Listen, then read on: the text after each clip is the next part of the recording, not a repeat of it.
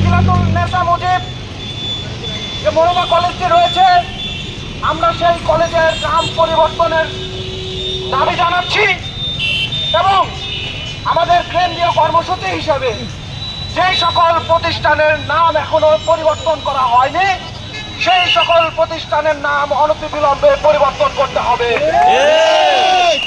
আমরা চাই না রাস্তার মোড়ে মোড়ে যেখানে সেখানে ফ্যাসিবাদের কোন মোরাল এখনো থাকুক। আমাদের বড়াইগ্রাম উপজেলাতে যেখানে যেখানে ফ্যাসিবাদের মোরাল রয়েছে সবগুলো আমাদের বিপ্লবী জনতা ভেঙে দিবে।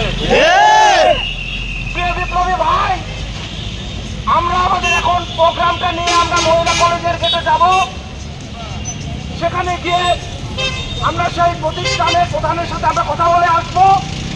অনতিবিলম্বে প্রাতিষ্ঠানিকভাবে কলেজের নাম পরিবর্তন করতে হবে। আমাদের সামনে এখন আমাদের উপস্থিত ভাই কথা বলবেন, আমরা তার মূল্যবান বক্তব্য শুনবো।